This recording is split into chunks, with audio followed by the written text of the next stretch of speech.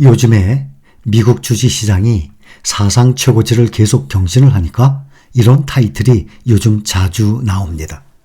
한국 주식 탈출은 진흥순하고 저평가주 뛰어도 개미들 콧방귀 하고 타이틀 나왔습니다. 국장 탈출은 진흥순이라는 이 타이틀을 보니 같은 한국 사람으로서 씁쓸합니다.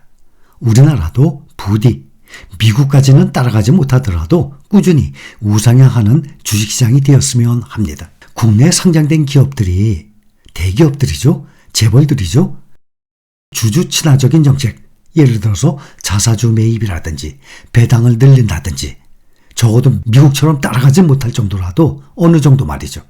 이런 걸 비롯해서 주주의 권리를 중요하게 생각하는 그런 기업 문화가 꼭 자리를 잡아야만 합니다. 우리나라의 주식시장이 발전되기를 바라면서 개인 투자자, 이 귀한 돈을 무한정 투자를 할 수는 없는 상황이에요. 그 과정에 손실을 보는 그 아까운 내 재산은 어떻게 해야 합니까? 주식시장에 돈을 벌려고 들어왔는데, 노후 대비를 하려고 들어왔는데, 내 재산을 불리려고 들어왔는데, 국내 주식시장을 살리겠다는 생각, 곧 나의 재산은, 모든 재산을 바쳐서 국내 시장을 살리겠다는 개인 투자자는 단 한 명도 없을 것입니다. 또 그렇게 생각한다면 그 사람은 주식시장에 들어와서 경제적인 파멸에 이를 것입니다. 이것은 개개인이 쓰는 문제가 아니라 상장되어 있는 이 재벌 그룹들, 우리 개인들과는 비교가 안 되는 큰 재산을 가지고 있는 어마어마한 기업들의 이 마인드가 바뀌어져야 되는 것입니다. 특히 최근 들어서 이 국내장 탈출이라는 뉴스의 빈도가 급격히 늘고 있습니다. 인공지능을 바탕으로 미국 증시가 급등하는 것에 비해서 국내 증시는 아쉬운 모습을 보여주고 있기 때문이에요. 최근 정부가 도입을 예고한 이 기업 밸류업 프로그램에 대한 기대로 주가 순자산 비율 PBR, 주가 순자산 비율이 낮은 종목인 저 PBR주가 강세를 보이고 있지만 개인 투자자들의 관심이 그렇게 크지가 않아요. 단기 호재로 그칠 것이라는 비관적 시각이 큽니다. 저 PBR주라는 사실보다는 해당 주식이 향후 주주 환원을 늘려서 고 PBR이 될 수 있어야 하는데 이 같은 기대감을 갖기 쉽지 않다는 이유입니다. 개인 투자자들의 이 같은 심리는 상장지수 펀드 ETF 투자에서도 나타나고 있습니다. 7일 오늘 한국거래소에 따르면 지난달 31일부터 지난 6일 어제까지 개인 투자자들이 투자한 ETF 1위부터 10위 중에 국내 저 PBR 관련주에 투자한 건 한 개도 없습니다. 1등부터 10등까지 보면 인기를 끈 테마는 단연 미국입니다. 1위부터 10위 중에 6가지가 미국채와 미국 주식에 투자하는 ETF예요. 이만큼 개인 투자자들은 미국 주식에 대한 강력한 믿음을 보여주고 있습니다. 왜냐? 역사적으로 꾸준히 우상향을 해왔거든요. 국내 시장과 지난 5년, 10년 이런 이 상승률을 비교를 해보면 비교가 안 되거든요. 여기 지금 10종목 보면 ETF, 개인 투자자들이 가장 많이 순매수한 종목들이에요. 여기 보면 1위가 코덱스 코스닥 150 레버리지, 2위가 코덱스 200 선물 인버스예요. 그 다음에 8위가 코덱스 코스닥 150이에요. 나머지는 다 미국입니다. 그렇다면 이 세 종목을 가장 대표적인 타이거 나스닥 100과 비교해 봅시다. 딱 5년만. 5년을 보유했어요. 코덱스 코스닥 150 레버리지가 5년을 투자를 했는데 그것도 레버리지인데 마이너스 27%. 누가 투자를 하겠습니까? 코덱스 200 선물 인버스는 마이너스 68%. 이게 1위, 2위예요. 가장 많이 매수했어요. 왜 이런 걸 매수하는지 모르겠습니다. 여러분들은 다 알고 제가 여러분들께 말씀드리는 게 아니에요. 지금 우리가 투자하는 종목들과 국내 일반 개인 투자자들이 투자하는 종목들 비교를 지금 우리는 하고 있습니다.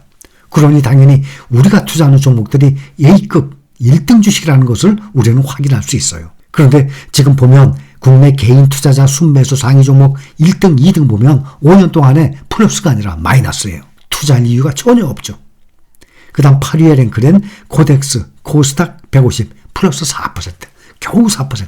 은행이자도 안 나와요. 은행이자면 적어도 20% 전후가 나올 텐데 말이죠. 거기에 비해서 우리가 투자하죠. 타이거 나스닥 100, 201%. 3배로 불어난 거 아닙니까? 100% 2배 불어났어요. 200% 3배로 불어났어요. 1억 투자하면 3억이 됐다는 것 아니겠습니까?